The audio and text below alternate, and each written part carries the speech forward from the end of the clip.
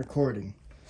Hello, ladies and gentlemen, and welcome to another Out of the Fast Lane podcast. I am your host, Brady Hauser.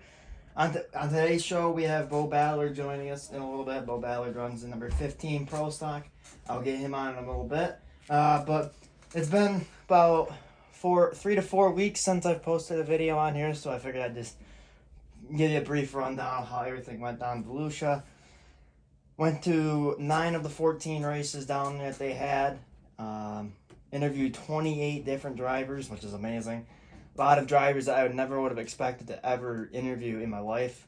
Joey Logano, Kyle Larson, Kyle Strickler, Steve Arpin, Justin Allgaier, just to name a few, Kenny Wallace.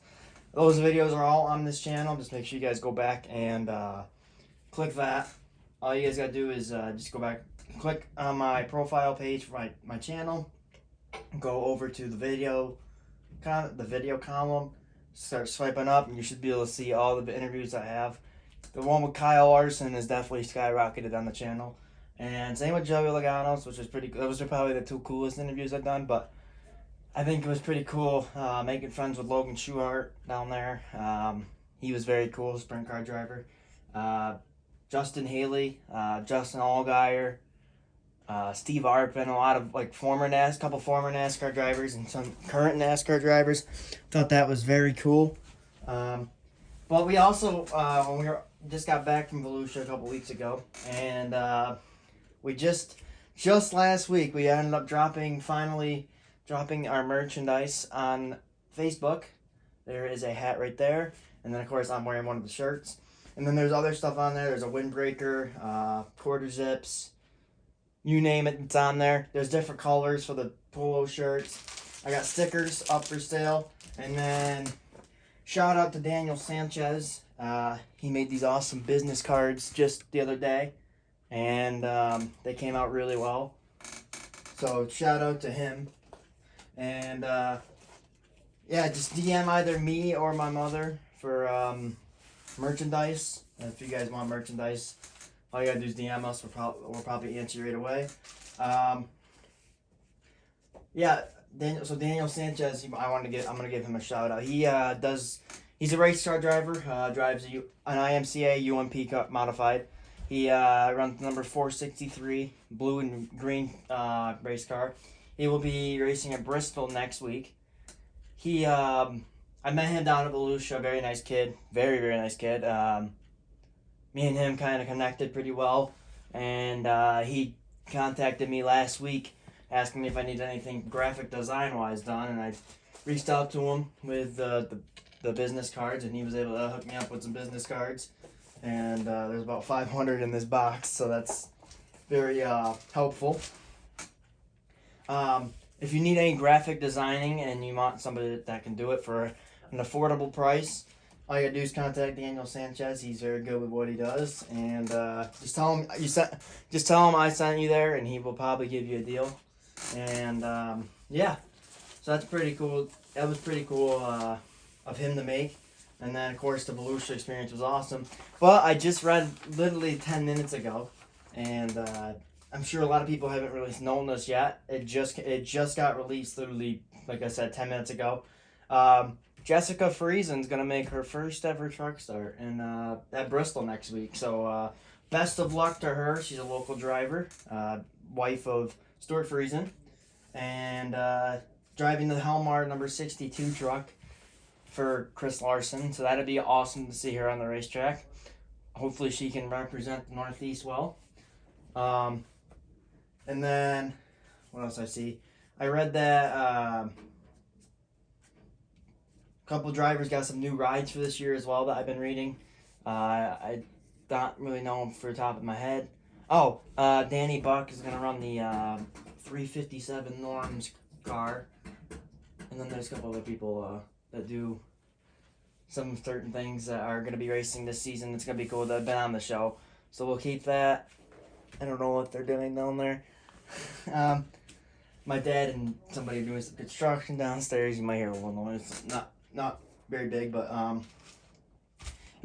so that's really how Volusia and all that went. And I just figured I'd let you guys know about the Jessica Friesen thing, because that was just broken literally not even 5 to 10 minutes ago. So it's awesome to see Jessica Friesen getting the call up to race in the truck series, and I hope she does well this season. What was I gonna say? I don't know. We got Beau Ballard on the show here. I'll get him on in a second. He is on a call. I just gotta click back to the app. There's Beau. You can unmute now. I had to mute for a second. So yeah, Beau Ballard, driver of the number 15 Pro Stock, here on the show. Beau, welcome to the show. Hey, how you doing? Thanks for having me on. So brief rundown. It's a new season coming up in literally a couple months, but brief rundown. How did last season go for you? Last season went pretty well for us. It was our first full season in the Pro Stocks. We ended up picking up a couple wins. Honestly, at the beginning, this time last year, I didn't think we were going to get to race at all, and we ended up getting like 27 shows in. So, it was a pretty good year. Yeah, it was definitely a different year for a lot of drivers. You got to a lot of different things, all the COVID mandates and all that. No fans were allowed in the racing stands at all this year. What was that like for you, racing out on the racetrack without any fans out in the front stretch? Well, I mean, when you're in the car, you didn't really notice it, but when you get out in Victory Lane and there's nobody in the grandstands, that's when you're like, okay, it's kind of weird, And so many people love to come and watch the races, and it just, then they don't want to pay to get in the pits, so it was tough. A lot of people, we wish we could come, but hopefully this year we can have some fans and put on a show for them. Mm-hmm. So you raced Glen Ridge and Fonda and a couple other tracks last year. Running Fonda full season last year, what did you get to learn from racing Fonda for the first time for a full season last year? Well, we were hot and cold at Fonda.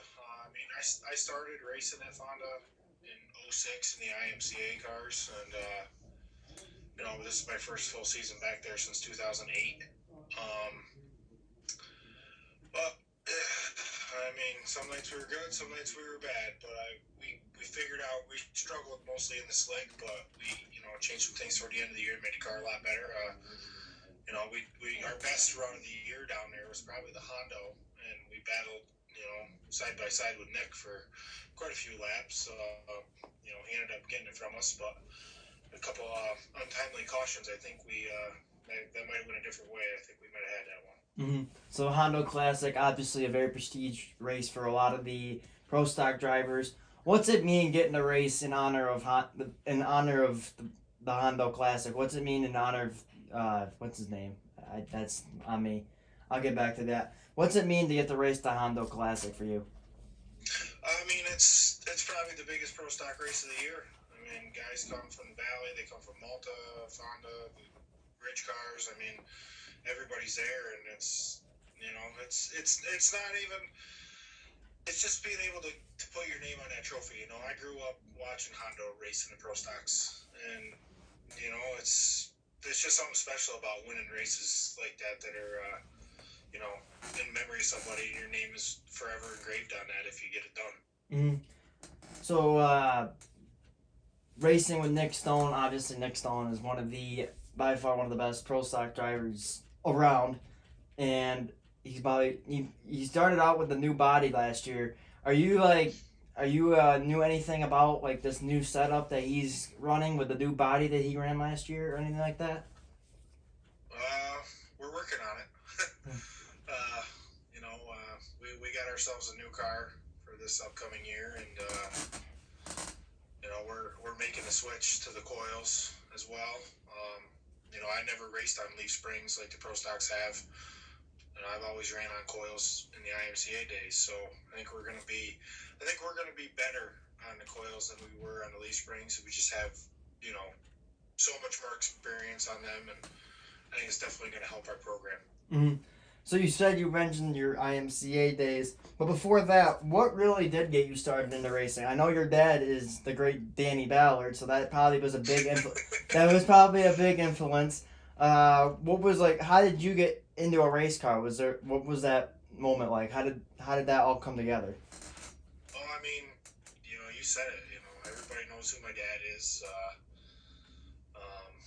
that's how I got into it. I didn't get in a race car until I was like 21 years old, and I never ran go-karts or anything like that. The first car I ran was an Imca car I found. I just practiced a couple times, and then in '05 he let me take it out more and more, and I ran a couple features in 2005, and in 2006 we went and got my own car for me, and my rookie year he won the track championship and I won rookie of the year, so that was a pretty cool deal for us. But yeah, I mean, basically I got into racing through my dad. I grew up in it. He's been racing for as long as I can remember, and he's still doing it. Mm-hmm. I'm still in racing because of my car owner, Ken Van Wert. He's I'd be watching if it wasn't for him, but my dad still plays a pretty big role in everything I do. Mm-hmm. So you get to race because he runs a slingshot now. You get to race Glen Ridge every week, and the slingshots are there. What's it like getting to share the racetrack? I mean, not that you're in the same division, but what's it like getting to be at the same track that your dad's racing at? Well, it's better now that we're not racing against each other because we did that for a few years. But I still get just as nervous watching them as I was same as when I was a kid to now. When I root them on and say things under my breath that nobody should hear. I think we all, don't we? Yeah, I think we're each other's biggest fan. So it plays a role. And this year actually we're changing things up. We're actually gonna pit next to each other at the Ridge. The last couple of years we haven't really been able to, but with my son getting a little bit older, we're gonna try to get him in racing. But racing's a family sport, and my dad and I have held true to that since day one. So this year will be different. We'll get to be right there with each other because my dad doesn't have any crew help. It's just him, and he's gonna be 69 years old this year. So we're gonna pit next to each other, help him out a little bit. Mm-hmm. He actually ran pretty well this past season because I announced at the Ridge, and I think I interviewed him a couple times at Victory Lane. He's quite the slingshot racer himself. There's a picture.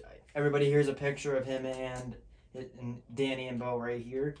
So there's Danny's slingshot, and then there's Beau's pro stock. Both in Victory Lane last year, but I'm sure that was a cool moment getting to share Victory Lane with your dad.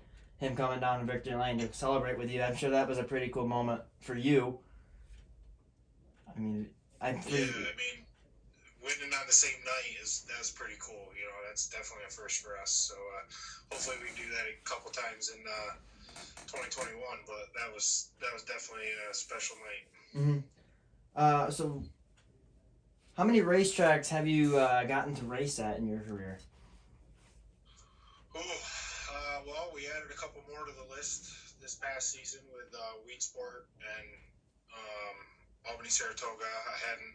In Utica, Rome, I hadn't raced at any of those places until this year.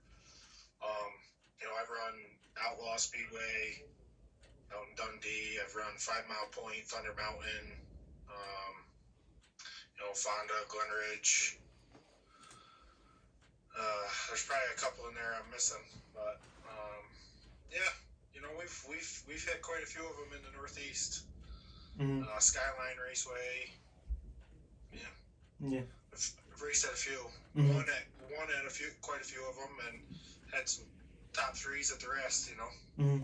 So you mentioned Wheatsport for the first time last year. No, I'm an iRacer personally. A lot of people are. They released Wheatsport the iRacing a couple weeks ago, or not a couple weeks, a couple months ago actually. How was that? How was your first time at Wheatsport? Because I know Wheatsport, from my experiences on the track, it is not an easy racetrack. How was it for you? I might have lost you. I loved it. There? Yeah, there we go. All right, back to what I was saying. Wheatsport, first time. Yeah.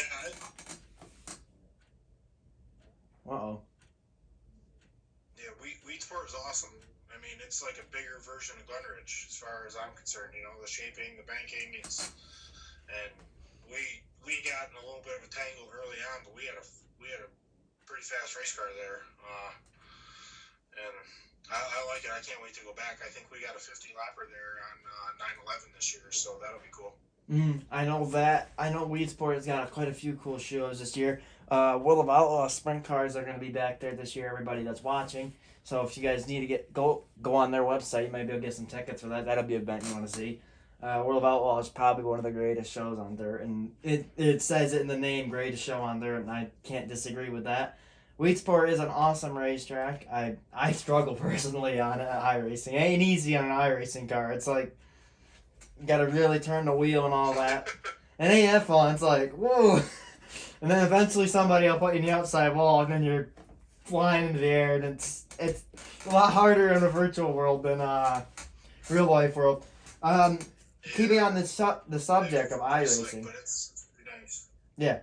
Keeping on the subject of iRacing, iRacing recently sparked after when COVID hit last year, and the Pro Invitational happened, everything, a lot of dirt races were happening, money races, all that. What was your thoughts about all the iRacing that happened? Well, personally, I haven't tried it, but I think it's awesome. I mean, it got a couple people in a little bit of trouble, but I think it's great. I would love to do it, but I just don't have the setup to do it. But it's a pretty cool deal, and I've seen videos of the graphics, and I've actually watched some live events, and it's pretty awesome. Yeah, I think personally for me, I think the cool part is when you get to hop into a racing server. For me, like hopping into a big block server, literally last week I hopped in a big block server with Stuart Friesen, Anthony Parego, and Larry White. There's three out of the best modified drivers in the country. You want to get fans like us want to get to race them in real life because not people have the money to race a big block and all that. So it was pretty cool for the virtual side of things to get to hop into a racetrack and race with a driver that you watch like a hero that you get to watch on the racetrack in real life, but they're racing you on the virtual world, and you're like, don't wreck them first of all, because that's the number one thing. You wreck them, you're gonna be like, oh boy.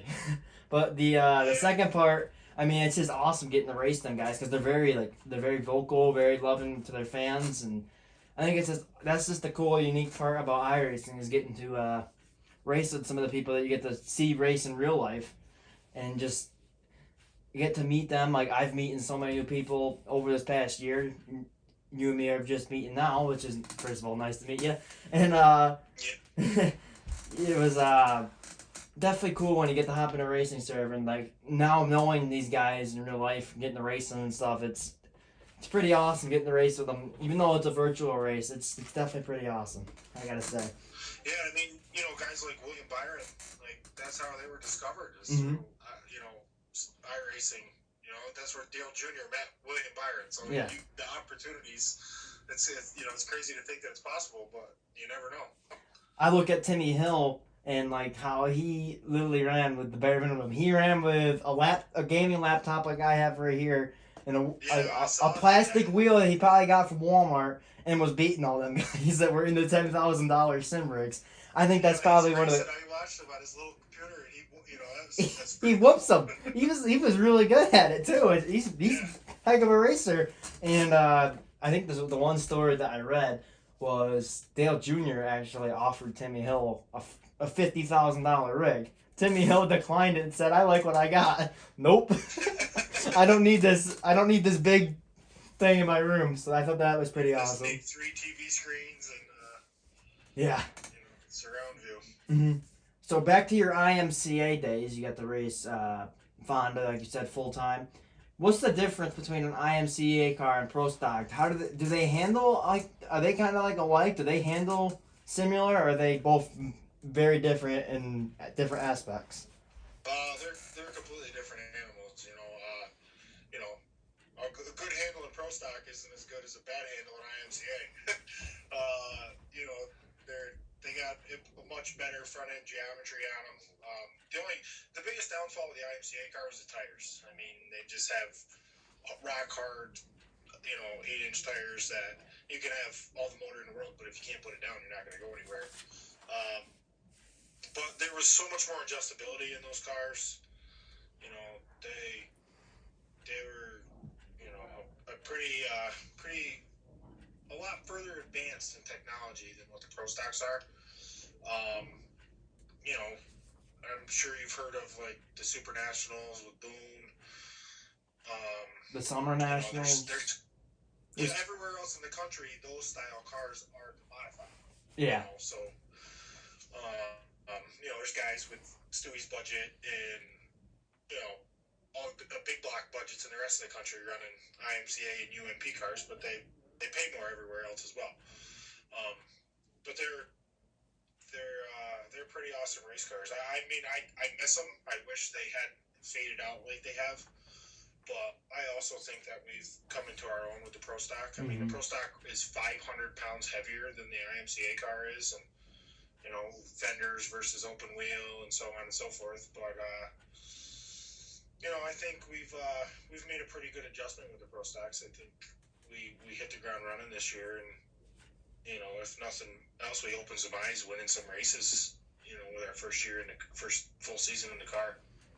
I'm thinking about because I just went to Volusia. I'm thinking about how the big block modified. It's not discriminating anybody, anything like that, but big block modifieds only had 30 cars. But there again, like you said, the UMP modifieds are ran all over the country. There's a lot of UMP races that happen down in Florida. They had 92 UMPs there.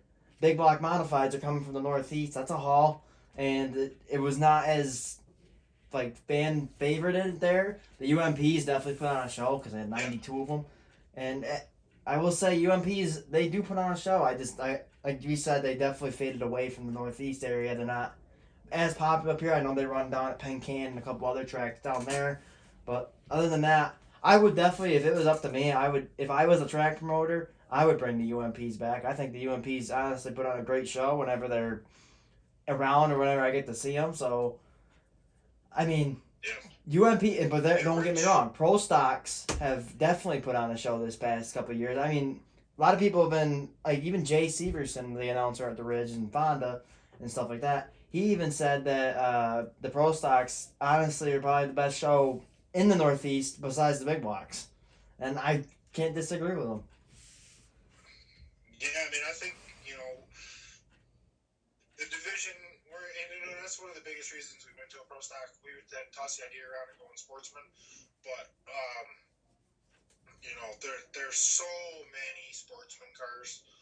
But the thing with the pro stocks is too, there's you know any given night there's at least a handful of guys that they got a good shot at winning, and you know it's a very competitive class. Mm-hmm. There's without a doubt it's super competitive. I mean, that was one of the biggest things. Yeah. Why we went to. I mean, even at the Ridge. I mean, I look at the Ridge. You got Buck Gasner. You got you got Cousin Luke, Josh Coonrat, Nick Stone, Chad Jessio came up there, Jay Fitzgerald. A lot of you guys, all 7 of you guys, all were like fighting for the lead up there, and then Ivan Johnson. All 8 of you were all fighting for the lead up there, and I think that's what is the best part about watching the pro stocks is that you guys just put on a heck of a show. It doesn't matter where you are. You guys, they might not get used to the track. You guys go there and you can put on a show. It don't matter where it is. You got 7 drivers battling for the win. Not always races are going to have 7 drivers battling for the lead at lap 25 of 30. It's pretty awesome. Yeah, I love it. You know, it makes you, you know, having that much competition, it makes you step your game up and stay on top of your stuff and always trying to get a little bit faster. Mm-hmm. So here's a fun question. If you could race against any driver, past or present, it can be any division, any car, any style, who would it be and why? I mean, that's a tough one. I got a couple. I mean, honestly, I'd love to race heads up, even Steven, identical cars against my dad. Just because I think it would be a blast. But there's a lot of guys that I've raced with over the years that I would love to race with again. Jeremy Kramer is one that comes to mind. He was always a super competitive guy in the Imca cars, and you know he'd run you wheel to wheel, door to door, not touch each other, and drive as hard as you can. Steve Bigwell was another one. You know, I would love to race with him again. Steve Bidwell, I'm actually friends with his brother, Dickie Bidwell. And I've heard a lot of things about Steve Bidwell and how good of a racer he truly was. So I couldn't agree. I wouldn't mind, for me personally, I wouldn't mind racing Dale Sr. I think a lot of people would say that.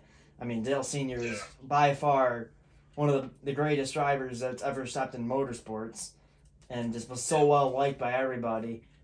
And I think that personally for me would have been awesome to get to hop in a race car with him. I mean, on a national level like that big, I would love to race against Larson just to see how close we're up against the wall.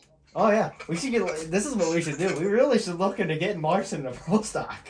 I mean, it can't be that. It can't be anywhere. It can't be as hard. It can't. It's got to be just like a cup car. It's got to be somewhat identical almost. I would like to see him in a pro stock at the Fonda 200 this year. That'd be awesome.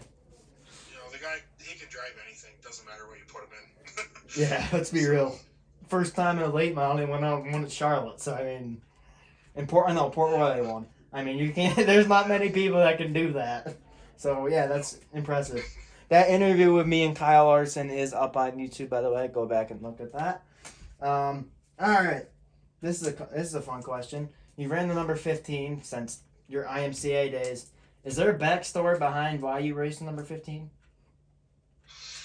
Yeah, actually, when I first started racing, my number was 21B.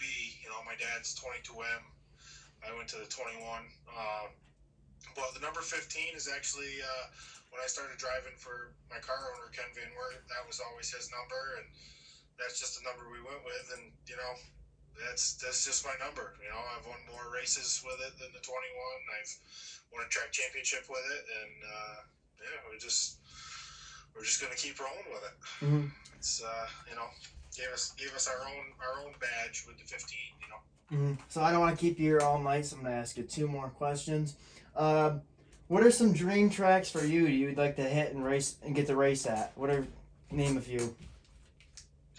Well, I would love. I mean, I'm hopefully going to get to go to the dirt track in Charlotte. That's a world-renowned facility, and they do run our cars there, so that would be amazing. And hopefully that's going to happen this fall. And I don't know. There's some pretty big races out there. I'm not much of a blacktop guy, but I would love to. I've been, but I've never raced at it. Would be the Super Nationals at Boone and the Chili Bowl at Tulsa. Those would be the two absolute top of the list. Mm-hmm. Yeah. Chili Bowl is obviously. I think any race car driver would dream to race at the Chili Bowl. Let's be real. It's one of the biggest events of the year. One of our local drivers, actually fellow pro stock driver, Scott Towsley actually just raced that. So it's also pretty cool for that event is all the big guys that race. Larson, Bell, Rico, all them. But then you got local guys like Scott Towsley who actually made a pretty good showing when he was there. So it's pretty cool that's just an event that I'd love to hit myself as a fan or in a race chaser. That'd be an event I'd like to hit myself. So I could see where you're coming from. Absolutely. That's a bucket lister for sure. Mm-hmm. So here's my final question. All the things you get to do, what's got to be the best part about being a race car driver? Well, the best part is winning races and winning championships. I mean, I love putting on a show for the fans, but there's no better feeling than winning a race. I mean, and there's so much that comes with it. Like the people that you meet is probably been the absolute. I've met people above and beyond. Kenny Schrader came and raced our car at Fonda back in like 2004. The people that I've met through racing is probably the biggest accomplishment out of it all. Really, to be honest with you. Yeah. I've made friends that'll last a lifetime from racing. I can agree. This has been the same thing for me right now. Is all the people I've gotten to meet, I've interviewed, all that. It's been awesome. I mean, right down in Volusia, I had a full-on conversation with Joey Logano. I mean, sometimes you don't like that's a once in a lifetime thing. You don't ever know if you'll ever see them guys again. It's like so it's definitely a cool thing to get to meet new people and get to talk to them. Yeah. Well, that's all I really have for you. Do you have any questions for me?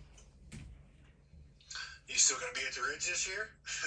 Yes, I am returning this year. I'll be there every Sunday, announcing in the booth. Hopefully I'll get to interview. Yeah, and hopefully I'll get to interview you in Victory Lane too. That'd be awesome. We're going guns blazing. You know, Luke's won 4 championships in a row up there, and you know he's tough competition. We tied him in wins this year up there, and you know that's our main goal is to go out and try to win a title in this car. So. Mm-hmm. Any sponsors or anybody you want to give a shout out to? It's all yours. Yeah, I got first and foremost, my car owner Ken Van Wert and his wife Deb. You know, they make all this possible. You know, we've got some new equipment, and hopefully that's going to be what it takes to get the job done. You know, I got crew guys that help me out. Brady Pickett, my biggest helper. I got Pizza Plus down here in Grand Gorge, Kimball Mechanical Contractors, KCK Paving. We actually picked up a new sponsor of MPS, Northeast Paving and Seal Coating. Parker Works Excavating, Hidden Valley Markets.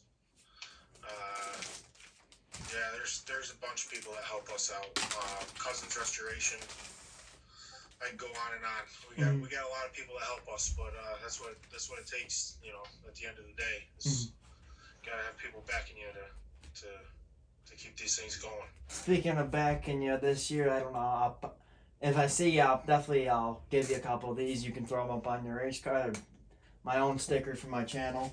Yeah, I felt a little left out last year. I'd be happy to have that on. Well, you should see the stickers going around now with Luke and Cooner at. It's a war in its own. They made stickers that literally they made like anybody but Brady Hauser's channel or whatever that. They're just making fun of me, but it was definitely funny. For everybody that was watching tonight, I hope you guys enjoyed. It's been a pleasure to get to talk to Beau here tonight. So, ladies and gentlemen, Beau Ballard, driver number 15 Pro Stock. Catch him at Fonda on the Ridge and probably a couple other tracks this season. If you're new here, make sure you guys subscribe and click the like and the notification button. Comments, there's no comment section allowed because of YouTube's rule. It's only because they're protecting me because I'm under 18. There's a lot of crazy people out there that could make comments and stuff on my posts. So they demonetized me from not allowing comments in there. So you guys can fortunately not comment, but it's not up to me. If it was up to me, I'd let you guys comment, but I'm honestly thankful for YouTube for looking out for me for that. But minus that, if you click the notification bell, you won't miss a video that gets uploaded. I have also recently started streaming on Twitch, Brady Hauser Official on Twitch. You guys can watch me iRace and all that. But other than that, I hope you guys enjoyed this episode. This is Beau Ballard, driver number 15. Beau, anything else you want to say before I end the video? Just want to say, keep up the good work, man. This is a pretty cool thing you're doing, and it's, obviously you're meeting new people, and it's working out good for you. It's pretty awesome. You should be proud of yourself. Thank you, Beau. I appreciate that. And thank you guys for watching. I hope you guys have a great rest of your week, night, and wherever else you're watching from. If it's a month from now and you're watching this video, I hope you have a great next couple months. And thank you guys for watching. I hope you guys enjoyed. Take care.